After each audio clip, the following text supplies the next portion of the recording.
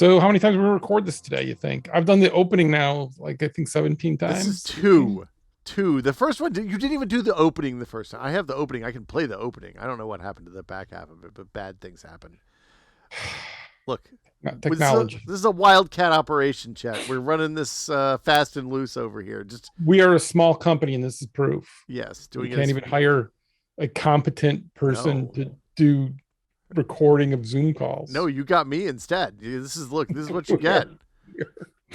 are- Uh, can someone record the Zoom call? No, no, no, we cannot. we're gonna need. It's gonna be $13,000, chat, to record the Zoom calls. I need a box. I need a different box for that. What are we talking about this week? Let's talk about the TikToks.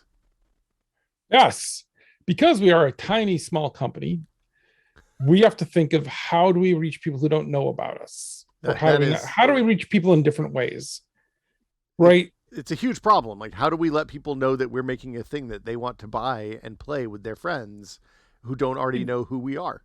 If you watch this, you are in a tiny minority that knows we're making a game called the Anacrusis. No. Most people in the world have no idea. It's an incredibly exclusive club of Anacrusis aficionados. Out of all the people the millions, the tens of millions of people who have played the games I've made, yeah, a tiny fraction know that I'm making a new game. Yeah, it's like 8 plus a few more is what it seems like right now. Yes. Yeah. We're trying to change that, though. And so we continually try to grow that. So like I have 30,000 people on Twitter. You have some number more. 120-ish, I think. I don't know. Well, you should be carrying some more water with that. But okay. Most of my people died like 10 years ago because I was on Twitter in 2007. Yeah. But so what happens there is, like, if we post something, hey, that's great, we get to interact with people who want to play our stuff and they know us, but they know us. And so how do we get to reach people that don't know us? And so one of the ways is we post videos and we post little talk like this, which hopefully people find interesting and then share. And clearly me and Will talking is of limited interest compared to actually just clips of the game and funny stuff and weird stuff that happens in our game. I should cut in that clip of the alien doing the cartwheel when he got shot in the video. Yes. This week. Yes. But it's like those are the fun things. And so we are going to start making videos and sharing of those. And one of the cool things about TikTok, all other things aside about social media, is their algorithm isn't based on who you are to show it. It's based on how people react to it and pick it up. Yeah. So that means you can reach people that don't know you at all, and they can see it and they can see parts of our game and maybe become interested and join our Discord, discord.gg/StrayBombay, and start hanging out, playing games with us and listening to games or listening about the game. So as we launch later this year, we can grow that. And that's the neat thing is, like you said this, but it's worth emphasizing is that they actually, like, TikTok videos on TikTok get promoted based on how many times people watch them and how many times they engage with them and whether they come back to them, whether they share them with their friends. It's not like the other social media platforms, like the dark blue one and the other light blue one that we're not going to name because they're friends too, but where you have to, like, write a check to get people who don't already know you to look at your stuff, or in some cases write a check to get people who already know you and like you to look at your stuff. So yes. Some are notorious for, even if people are following you, you don't show the content that they're hoping to see until you pay. Yeah. And it's also just a way for us to see what the broader community thinks and reacts to and what they like. That's like a really simple play testing, right? It's kind of like the name itself, the Anacrusis, is not something I would normally have agreed to name a game, because I think some people look at the word and don't know how to pronounce it and it's off. But we were also just deluged with games with Star. Yeah. War Star. Star War. Oh, we could have just named the Star War version. Chop the S off. It's not Star Wars. It's Star War. Just the we're one. only fighting over one star. It's one war that goes on for a long time. Got a lot of publicity with the lawsuit that would have come. But so that's, but we wanted for that, for instance, like we wanted something that sounded weird, sci-fi-y, kind of 70s sci-fi-y, and play tested it with a bunch of just personal friends and stuff, including people in the industry. And everyone was just like, it's a weird one, but also it is a pretty cool one that actually has some meaning in your game as well. So it's like this double meaning thing that I always like in naming stuff. And so we went with that. Yeah, you could say it's a mistake and we should be Light Speed Ahead or Dead for Light or Light for Dead Dead or 5 light. Then people think there are 4 other ones before us, and we're good to go. This is why no, no, no, no. I'm never allowed The to name four, things. the four was for the number of players. Oh, wow! I always thought there were 3 others That's that I why just hadn't eventually it was played Left yet. 4 Dead 2, Yeah, not or as I life. like to call it, Yeah, the math problem as a title. yeah. I mean, I like that the zombie had 2 fingers on that one. That was good. Yes. Yeah. So Um, but so so yeah. so those are the things we think about and want to like play test and get the stuff out there. But and so with that, much like our game plays differently for who's playing it, so do our videos. And so if you want to see other things in videos, let us know. Respond to this video or come over to the Discord and let us know. And also our Discord, of course, you can get in a chance to do a playtest. We did a playtest in the middle of the day, Tuesday. We'll do another one, I think tomorrow or Friday. Mhm. Come by, join us. You get to play, and eventually we'll keep expanding that out. But that's hands-on is obviously the best way. But while we're still trying to understand that, and getting ready to launch, we kind of have a little bit limited version of what we're doing with that. But yeah, come there because we are a small team and we can actually be reactive. The cool thing is, like, so we have some modders already working on our game and they're making some mods for it. When they've got a question, they talk to the person who implemented it, because why not? We're a small team, we should go.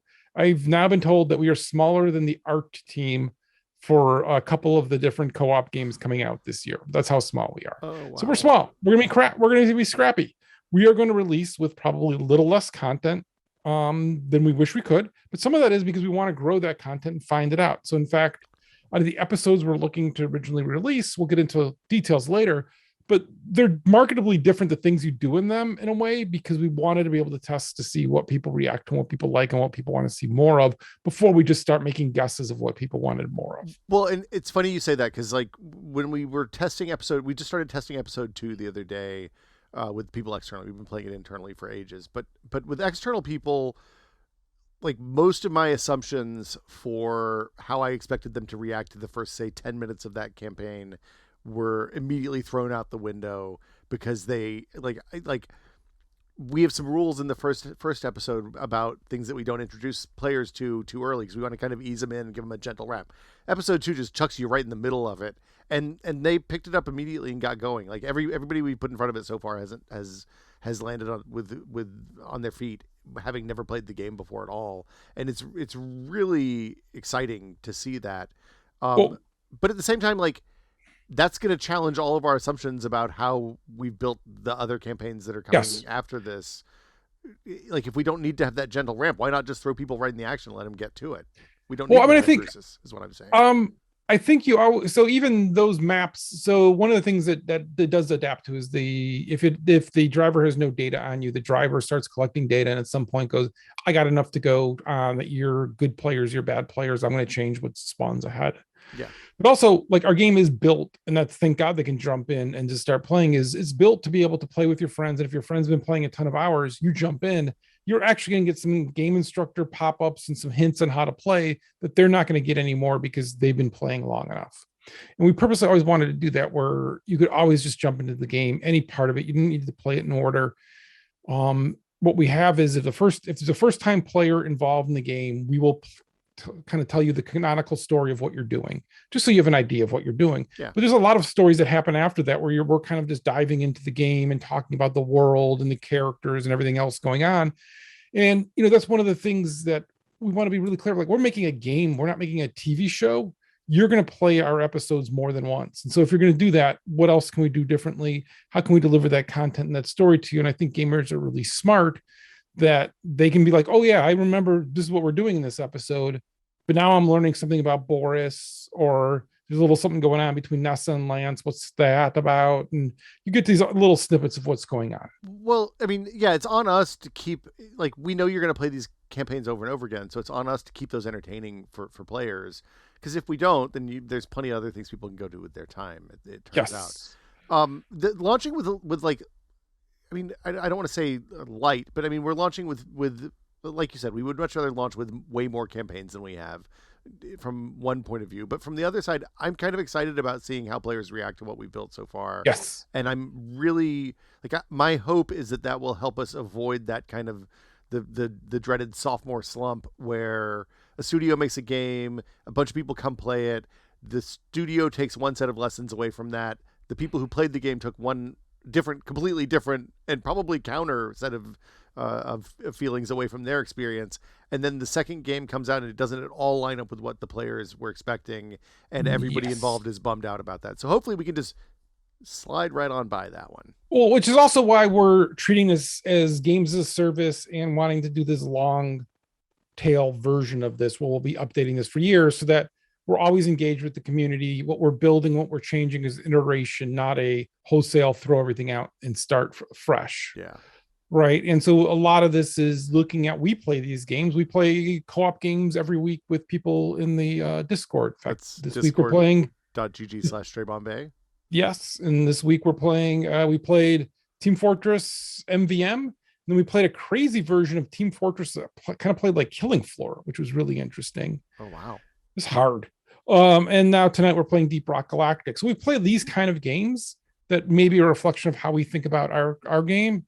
And we are influenced by them, right? I'm influenced by all of these games. I was project lead on Left 4 Dead 1 and 2 and got to look at all the data and the stats on that. I have a really good understanding of how those games were played by the community at whole and at large, but we're also 10 years later now.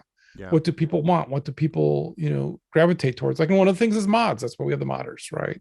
Like, so that additional content, not just additional content, but wacky and weird content, because we're already making strange stuff. Well, and so we talked about before we recorded this, we sat down, we kind of chatted about like how much we should get into detail about like why we don't have stuff on Facebook, and it's because we don't think Facebook is very good for anybody, but also they encourage you to build an audience and then charge you for access to the audience that you built to help make their thing better, which is, it doesn't feel great.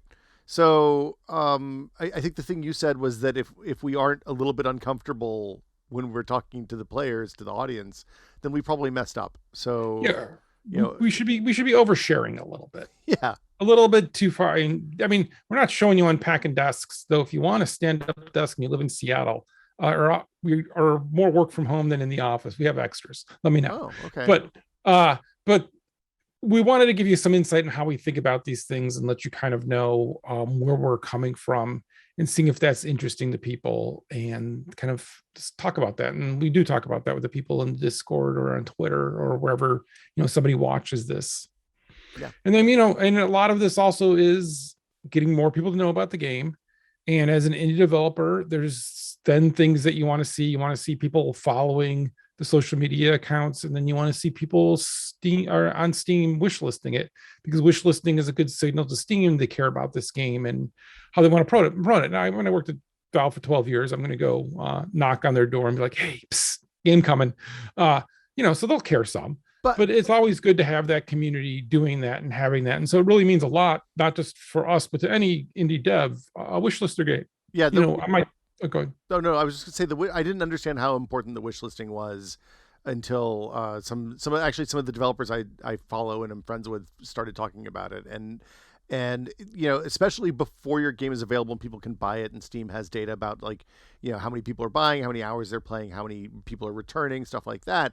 It's how the algorithm determines like where to put you and how to promote your game, and so even like my basic rule on wishlisting at this point is anytime I see something I'm vaguely interested in, especially if it's by an indie studio or a small team, I'll smash that wishlist button, just because it is like every wishlist counts, especially before release. So yes, yeah, and if actually because if you don't wish our list game or even buy our game, that's cool.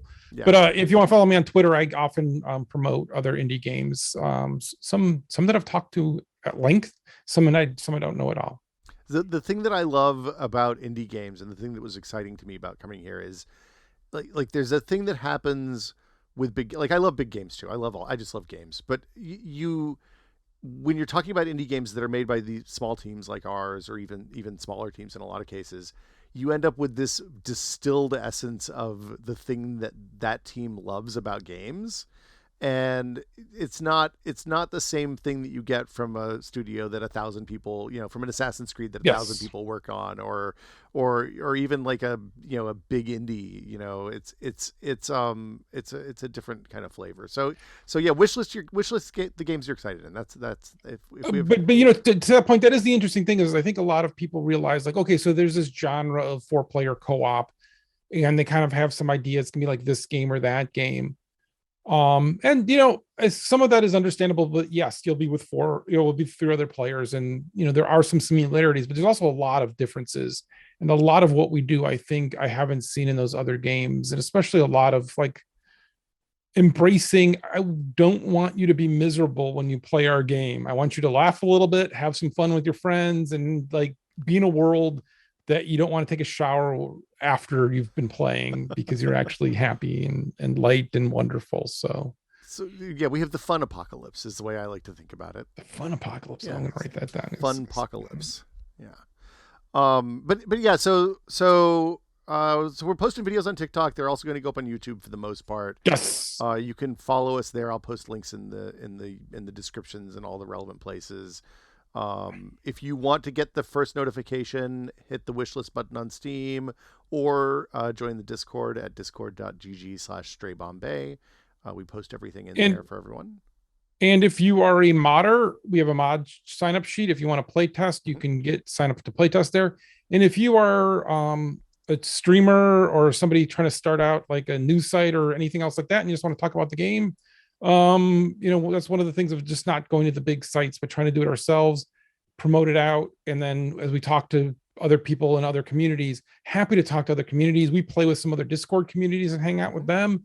And it isn't about marketing our game even at that point. It's just talking with people about like things so that we can start to understand how they think about games and how do they play games. Because when we make co-op games like this, is what we want you to do is tell your friend, hey, I'm having fun in this game. Come join me. Come have fun with me. And so with that, we want to know how you think about games and approach games and play games with your friends, right? I can't think of anything better, any better way to wrap it up. So that'll do it for us this week. We'll be back next week with more dev blogs. Keep an eye peeled for more. By the way, we released our first new gameplay footage this week. It's on the YouTube channel. Yes. Probably the next video that you'll see, maybe if the algorithm blesses us. If not, then click the channel or something. I don't know. I'll put a link. Let us know what you want to see more of.